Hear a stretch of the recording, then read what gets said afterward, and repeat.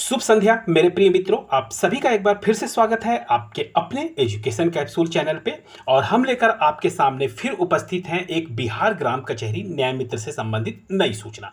अब ये नई सूचना तो विभाग की तरफ से आई है, लेकिन इस सूचना के बारे में हमने आपको 3 दिन पहले ही अवगत करा दिया था। अब जैसे कि 5 जून को ये जो 2025 को इन्होंने जो है अपने सोशल मीडिया अकाउंट से भी और इस पे अपना इन्होंने किया है कि हम 5 जून को अपना काउंसलिंग कराने जा रहे हैं। तो जैसा कि आपको पता है कि हम 3-4 दिन पहले ही ये वीडियोस पोस्ट कर चुके थे कि आपका 5 जून को काउंसलिंग होनी है, जिसमें बहुत लोगों के आंसर थे कि ये सर कहीं वेबसाइट पे नहीं दिया। तो इसीलिए मैंने कहा था कि वेट एंड वॉच, आप थोड़ा सा इंतजार कीजिए, वो आ जाएगा। और जैसा कि अब आपको पता चल गया होगा कि मैंने पहले ही बताया था 5 जून को आपकी काउंसलिंग होनी है। ठीक है, अब इन्होंने जो 2 नई सूचनाएं जारी की हैं उसके बारे में हम देख लेते हैं। और ये 2 सूचनाएं कुछ नई नहीं है, क्योंकि इसके बारे में मैं आपको पहले भी अवगत करा चुका हूं सारी चीजें, लेकिन शासन की तरफ से आया हुआ है तो फिर इसको हम चलिए देख लेते हैं बैक टू बैक। 2 सूचनाएं हैं हमारे पास। ठीक है, चलिए।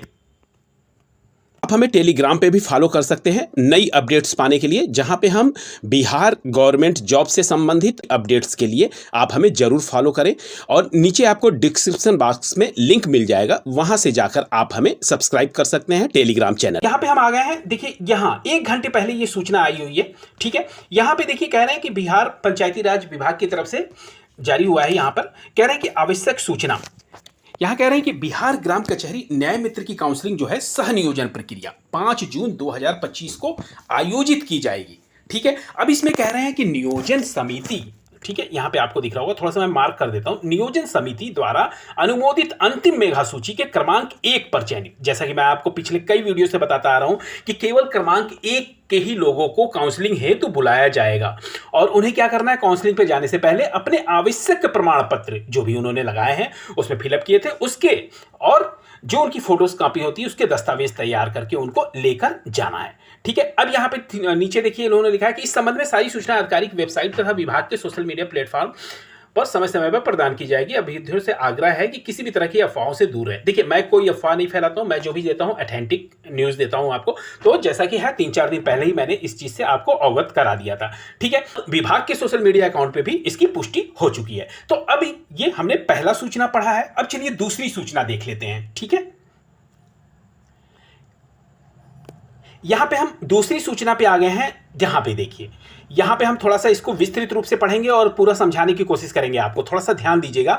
बिहार सरकार पंचायती राज विभाग की तरफ से ये आया है, बिहार ग्राम कचहरी न्याय मित्र के लिए है आवश्यक सूचना। अब यहां पे कह रहे हैं कि काउंसलिंग सह नियोजन, सह नियोजन, देखिए काउंसलिंग भी हो रही है, सह नियोजन भी हो रही है। आपको मैंने पहले भी बताया है कि काउंसलिंग जहां पर आपके जितने भी डॉक्यूमेंट होते हैं, ठीक है, उनकी जांच की जाती है, उनकी सत्यता की जांच की जाती है कि जो आपने लगाया है आपके पास वैलिड रूप से वो है कि नहीं है।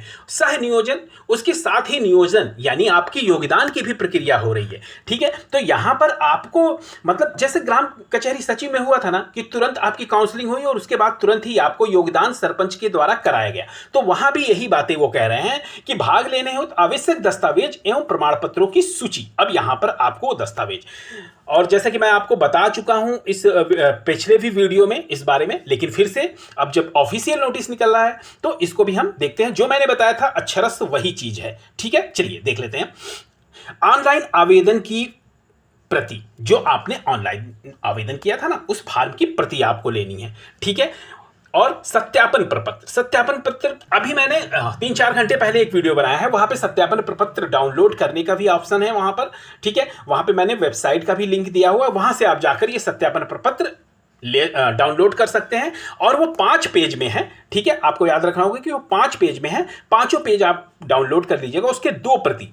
ठीक है, आप उसके 2 फोटो कॉपी करा के, मतलब दोनों को भरना है, ऐसा नहीं कि एक को फोटो कॉपी करा के कर लीजिए, 2 प्रति मूल में चाहिए उनको। ठीक है, फिर कह रहे हैं कि मैट्रिक का अंक प्रमाण पत्र व मूल प्रमाण पत्र, या देखिए यहां लगा हुआ है। ठीक है, या अब ये कह रहे हैं कि विभागीय वेबसाइट पे अपलोड किए गए प्रमाण पत्र के अनुसार जो आपने अपलोड किया गया है ना वो जरूर ले जाइएगा। ऐसा नहीं है कि आपने अंक पत्र अपलोड किया है और आप प्रमाण पत्र लेकर पहुंच जाएं।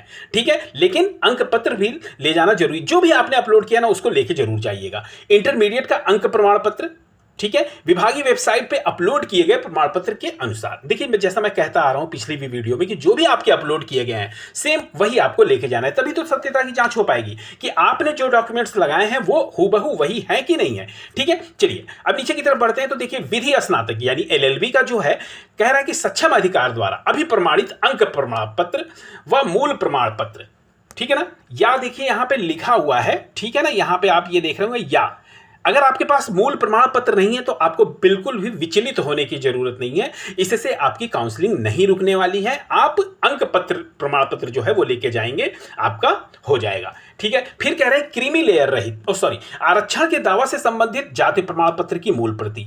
ठीक है, आरक्षण के दावा यानी अगर आप SC ST से हैं, ठीक है, या आप बैकवर्ड से हैं या फिर EWS से, तो जो भी है आपके पास जाति प्रमाण पत्र वो आप लेकर जाएंगे।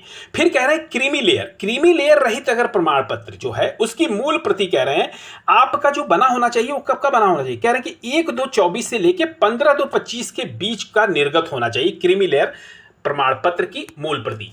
और 1/2/24 से 15/2/25 के बीच का है तो आप एकदम सेफ है। कह रहे हैं कि उसी की मूल प्रति आपको लेकर जानी है। फिर कह रहे हैं कि आर्थिक रूप से कमजोर वर्ग के लिए निर्गत प्रमाण पत्र की मूल प्रति, ठीक है ना, यानी EWS का जो है वहां पर भी देखिए 1/2/2024 से लेकर 15/2/2025 तक, यानी ये दोनों डेटे जो हैं ये सेम है, ये सेम है।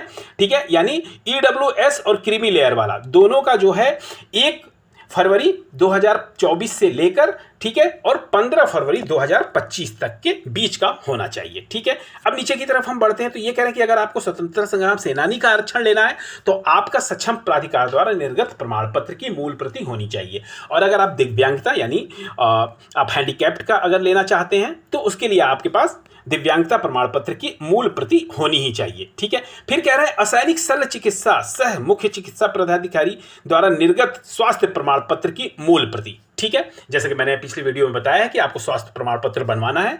ठीक है, फिर अगला है कॉलम, ये कह रहे हैं कि पुलिस अधीक्षक द्वारा निर्गत चरित्र प्रमाण पत्र की मूल प्रति।